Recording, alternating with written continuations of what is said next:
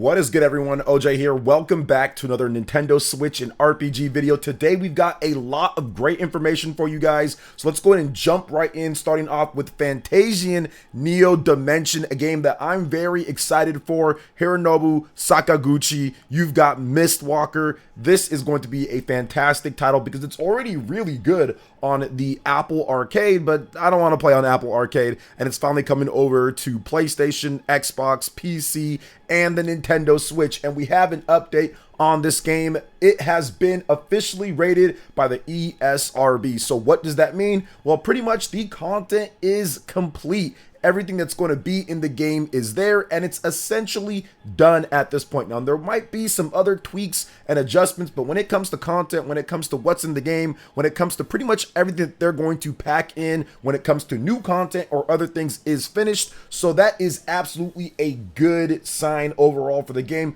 Probably hitting sometime in 2024. I know there was, okay, maybe it might be 2024 or it's winter, which could stretch to early 2025, but it looks like 2024 is still on track for Fantasian Neo Dimension. And I do want to go over just briefly the rating summary so you guys can understand what the game is about. So this is a role-playing game in which players assume the role of a treasure hunter on a quest to regain his lost memory. As players explore a fantasy world, they interact with characters, recruit party members, and engage human enemies and fantasy creatures. For example, golems, giant skeletons, robot sentries, and more. In turn-based combat, now players can choose weapon strikes and magic spells from a menu. Battles are highlighted by light bursts and screen-shaking effects. One boss creature has blood streaks on his mask and armor. Still screen images depict blood drops on the ground and dripping from a character's face. A handful of female characters are designed with suggestive features. During the course of the game, players can encounter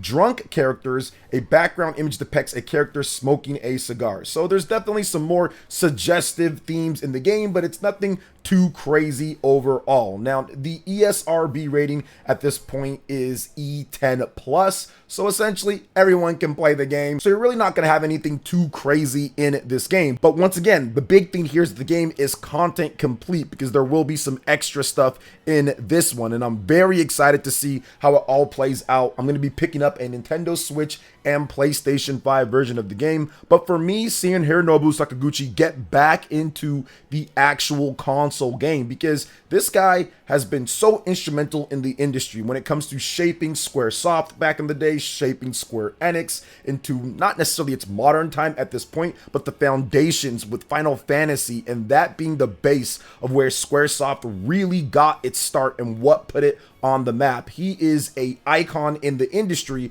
and it's been so many decades, and it seems like it's just been nothing for him. But when it comes to consoles, really nothing in so long. On the Wii, they had The Last Story, which was awesome, but nothing else since then with Nintendo. On Xbox 360, you had Blue Dragon and Lost Odyssey, but once again, those are all decade plus out, going on 20 years for some of them. So for me, it really is a bright spot. For me, it really is something awesome to see him back in the console game and hopefully thriving. That if Fantasian Neo Dimension is successful, and I don't mean, okay, they sold like 500,000 copies or something like that, but if it's truly successful with millions of copies sold across all the platforms that it's on, I do think this can spawn into something and kind of give him a second win to pursue something even bigger. And I hope that's the case, because essentially for the last decade plus, people have been ignoring what Mr. Sakaguchi and Mistwalker have been doing because it's been all mobile and smartphone and Apple Arcade, but now they actually have a console RPG. Yes, from Apple Arcade, but a console RPG in design brought over to actual consoles where core gamers who loved his original work like Final Fantasy and who loved Lost Odyssey and Blue Dragon and The Last Story, all of these games can finally get a chance to play, because those people that played those games that love Hironobu Sakaguchi, they're not on Apple Arcade. People that play games on Apple Arcade regularly do not care about Mr. Sakaguchi. So to see this game finally over on consoles and for it to be potentially really good, obviously probably going to be better than the Apple Arcade release, that is absolutely a positive thing. So I want to support Mr. Sakaguchi, and I want to support Mistwalker, and hopefully they got something else cooking for us after this. So what are your thoughts on that? Let me know in the comment section below. But I am going to move on to another You guessed it, Switch 2 rumors. So Toyo Securities analyst Mr. Hideki Yatsuda, which I feel I've been reporting on this guy in terms of some of the stuff that he said for a long time. I know I did that beforehand going into the Switch, not so much during, because of his predictions that can kind of just be all over the place. But essentially what he's saying here is that he's stating that the Nintendo Switch 2, the successor to the Nintendo Switch, will be released in the first half of 2025 and will cost under $500. Now, I've already seen some bad or mistranslated headlines that state that, oh, it's going to be $499. No, that's not what he said. He said it's going to debut under $500 and it's in the first half. I've also seen some people say, well, wait a minute, the Eurogamer conflicts with this. No, it doesn't. The Eurogamer report, the Christopher Dring report from GameIndustry.biz all say they don't expect it earlier than April 2025. So if it's going to release in the first half, that means it can still come out April, May, June. I personally feel that it's either going to be two different areas where Nintendo's going to release this thing. I think they're going to release it in the first half, and I think it's going to be either April or May. I think those are the 2 months. If you wait till July or if you wait till August, it just doesn't make sense. You might as well just wait till the holiday. I mean, you could do it before then and then have a little bit of a lead up so you can kind of build up your stock to the holiday, but it makes so much more sense to just release it in the first half, to release it probably April. I think that April or May would be great. You can not worry about it for the fiscal year in terms of from this year to next year. And then you can really plan for, hey, how much you're going to sell and what you're going to be doing post Switch 1 and not try to have to factor that in for investors. It just makes a clean break to the next thing. And you can say, hey, from this point on, this is where we're counting. Now, don't get me wrong, Nintendo Switch 1 will still be a part of the forecast and they'll still be selling the system. I think that Nintendo has a vibrant base on the Nintendo Switch 1. They actually do. They have over 100 million active users that still play it. They have millions of people who buy software every single month who play the system. So they're going to still continue to support that. But at the same time, you also have to say, okay, here's what we're doing next, and here's what we're going to do going forward. So I do feel that, yes, it's going to be probably April or May of 2025, my own prediction here. And I also think that it's going to be probably two models. I would say somewhere between $399 and $450. There's been speculation by people that they could do two different models. My friend Paul Gale also put that out there, but I'm not sure what Nintendo is going to do overall. I'm not exactly sure what they want to do with the price, but I'm guessing it's going to be $399. Like if I had to put a prediction out there, it's going to be $399, one model, just $399. And if you want to get that, you can get that. Maybe they do a $50 price drop on all of the Nintendo Switch 1 models. I think if you rolled out that lineup of a Switch family and Switch 2 extended family, I think that you're going to have a pretty good, I would say, path for good sales overall when it comes to the financial year, in addition to beating out the PlayStation 2, then also having good sales for your next system as well. So that's what I see Nintendo doing. But once again, we're going to have to wait and see how it all plays out. Nintendo has officially stated that they will give us more information on the Nintendo Switch 2 in this fiscal year. So that's going to be from March of this year to March of next year. They will say something or multiple things on the Nintendo Switch 2. So it's coming at some point, guys. All right, so moving on to the next topic, we're going to be discussing a new feature for The Legend of Zelda Echoes of Wisdom that was recently revealed. We've got confirmed Amiibo compatible support for The Legend of Zelda Echoes of Wisdom, and what you'll be able to get if you tap an Amiibo figure, you'll be able to get additional items for their adventure, in addition to different colors of clothing that can be obtained in the game, but you can get them through Amiibo. So essentially, all of these Amiibo that you see here will be able to work. Pretty much every single Legend of Zelda branded Amiibo, from Ganondorf in Tears of the Kingdom all the way to Link in Super Smash Bros. From the first edition sets of them will be able to work. I've actually used over the years is Legend of Zelda games and Amiibo support. I know Breath of the Wild, I used to use the Amiibo support all the time because you'd get all sorts of different items and different things. And I know in Tears of the Kingdom, it also gives you stuff that you didn't have to go explore the depths for. You used to get certain outfits that you can get. So it was pretty cool. So I'm always down for Amiibo support just because Nintendo has so many Amiibos out there, and they've been doing this now for over a decade. Yeah, I think it's been about a decade since Amiibo has started with the Super Smash Bros. Game. So for me, having Amiibo support is always a benefit. People have a ton of Amiibos amiibo. There's like millions of them out there, so it makes complete sense to actually have amiibo support. So this one seems like it's going to be pretty standard amiibo support, and people are getting really excited for The Legend of Zelda Echoes of Wisdom. They showed off the really cool other features in this game. You've got a horse, you've got different types of kind of like Breath of the Wild style things that you can do to manipulate the environment in order to get to different places. Looks like it's going to have a lot of versatility in what Princess Zelda can do in this game, and we still don't know a lot of the rifts and potentially what's happening inside of there and what's going on. We don't know how Link plays a factor into the gameplay in terms of you using him, because they did reveal that. So I think there's a lot more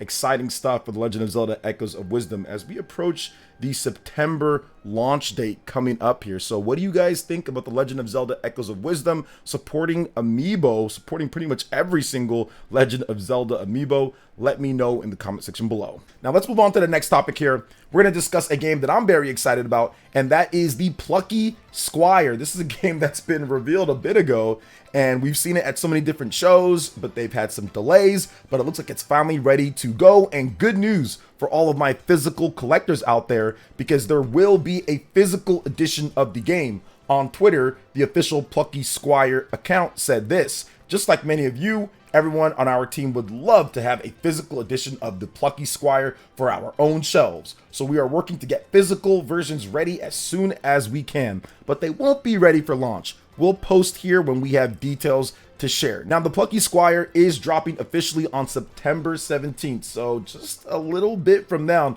we'll be able to get our hands on the game. And I think that this is one of those games that, for me at least, I want to support the developers. They're doing something very interesting. The game looks really cool, creative, and inventive, and it's the type of game that I feel that, okay, I'll drop that money to support it digitally, and then of course double dip to buy physical for my shelf, and once again to support the developers that are doing something very different with this picture book and the different type of art and everything. It just looks charming, it looks magical, and it looks fun, and I feel like I want to support the developers because they're trying something very different and something new for gamers to go out there and play. And I do like the commitment of them letting us know. A lot of times developers won't say anything and then later release a physical version of the game, or maybe they don't really announce it, or just something. It kind of gets like lost in the headlines, but they're letting us know now. So it's like, hey, if you want to wait for the physical edition, you can wait for it. If you want it to double dip, you can double dip. If you want to just buy the digital, you can just buy the digital. So there's options for everybody ahead of the game's launch. So good stuff all around there. So what do you guys think about the Plucky Squire? I think it looks really cool, and I'm looking forward to playing the game. So we are going to move on to the final topic with Emio, the Smiling Man Famicom Detective Club. So Nintendo has announced that you are going to get demos for it. So starting on Tuesday, August 20th, Chapter 1 of Emio, the Smiling Man Famicom Detective Club unlocks on the Nintendo Switch eShop August 20th. Now, players can take on Chapter 2 on August 23rd, and then finally, the final chapter for the demos, Chapter 3, unlocks on August 28th. Now, the full version of the game launches on the Nintendo Switch systems on August 29th, and all of your progress from the demo will transfer over to the full game if you want to purchase it. Now, once again, there was a lot of controversy with this game. People were like, wait a minute, this bag head, smiley face thingy, something's going to happen. It's going to be some type of Resident Evil. People kind of going crazy with the thoughts of it, but essentially being obviously a Famicom Detective Club game, which let some people down. However, I think that this build up for the game, in addition to this type of demo, absolutely was the best type of marketing if you're trying to get people into Famicom Detective Club, which is a pretty much Japan only franchise up until recently, with the games that released on the Nintendo Switch a number of years back. Pretty much nobody played those. There was no physical. This one actually is going to have a physical. They're doing demos. They're trying to push it a bit more, and it's also a mature rated game, which is very different for Nintendo. Nintendo doesn't usually make M-rated titles. When it comes to it, they usually kind of go outside of Nintendo, but this is made by Sakamoto. He is the Metroid guy as well within Nintendo, so this is definitely something very different for them. And I feel that with Emio, the Smiling Man, I think there's going to be a lot more people getting into this game than what they've done before with the marketing with the Famicom Detective Club 1 and 2 games. This is far more involved, and yeah, maybe it's not going to be for everyone. Obviously, it's a visual novel. I'm not big on visual novels either, but I think that the reveal and the hype up for this on top of this demo, where you're going to have multiple different chapters chapters that you can play a few days after each other leading into the full game and how everything transfers over, that's probably the best way. If this game doesn't at least do somewhat decently, then I'm not sure if we're going to see Famicom Detective Club anymore outside of the 3 games that we do have. But if they can actually put some momentum for this franchise and sell some copies, I think maybe it will continue on. But we're going to have to wait and see on that. I'll be trying it out myself just because why not? Overall, maybe I will like it. Not big on the visual novels, but hey, why not? Let me give it a shot. Maybe I will like some of the intrigue and what they're doing with this game, especially with the more even mature storyline than previous games in terms of content and what they're doing. So what do you guys think overall with all the different topics that we've got here? Let me know in the comment section below. All right, guys, that wraps it up for this video here. Thank you so much for watching. I do appreciate it. Please make sure you hit that like button, subscribe if you're someone new, click that notification bell, and check out my other Nintendo Switch and RPG videos right here on screen. Thanks for watching. We'll catch you guys for the next one. Peace.